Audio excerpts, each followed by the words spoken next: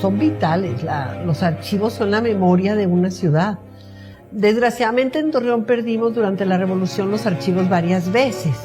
Cada vez que entraban las tropas revolucionarias, los archivos, en algunas ocasiones, los quemaban. En otras ocasiones, cuando dejaban la ciudad, se los llevaban. Alguna vez una parte del archivo fue a dar a Chihuahua, en otra ocasión fue a dar a Parral, pero nunca fueron recuperados. Entonces realmente Torreón no tiene muchos archivos anteriores al término de la Revolución. Y con ello, pues, Torreón ha perdido mucho de su memoria.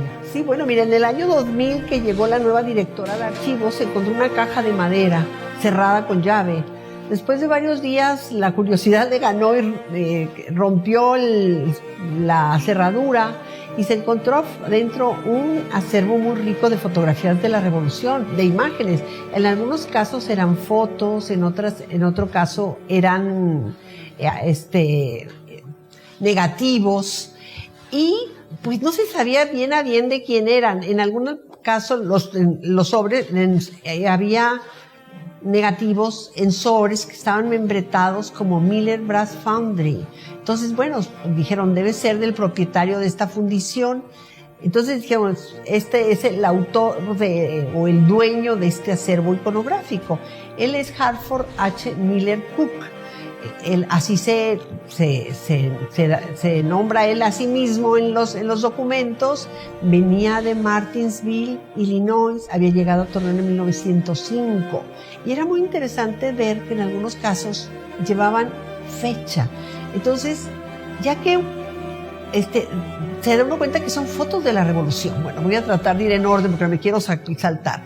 Entonces, se da uno cuenta que la parte más grande del archivo es sobre la Revolución.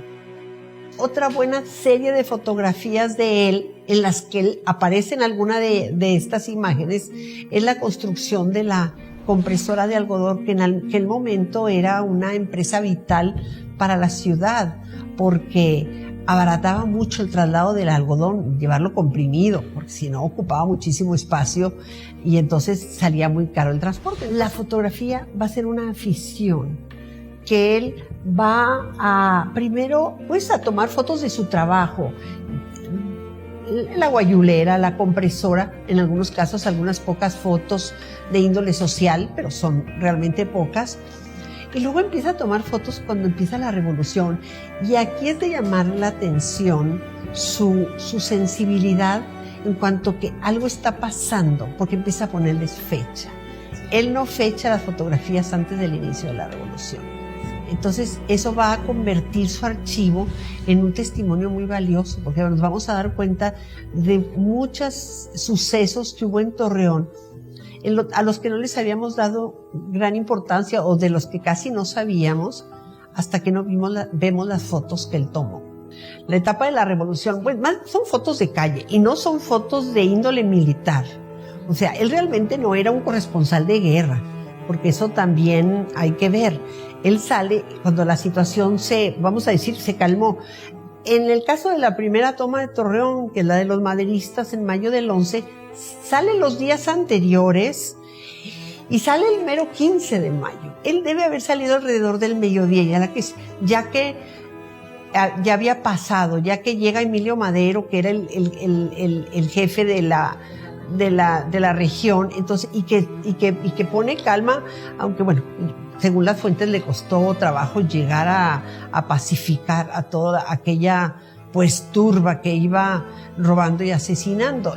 También Miller tiene una serie de fotografías sobre los motines, sobre todo las mujeres que habían perdido o que estaban abandonadas porque los hombres andaban en la guerra o porque habían muerto sus maridos, sus compañeros de vida y tenían hijos que mantener, pues se dedicaban a asaltar los trenes o algunos veces hasta los comercios para poder saciar el hambre. La serie de Miller sobre de estos motines es muy interesante. Ya la verdad somos muy afortunados de tener este archivo hay mucho que estudiarlo todavía. Yo acabo de hacer una pequeña biografía porque no conocíamos nada de él. O sea, no sabíamos si había muerto aquí, si había ido a Estados Unidos, qué había pasado con él.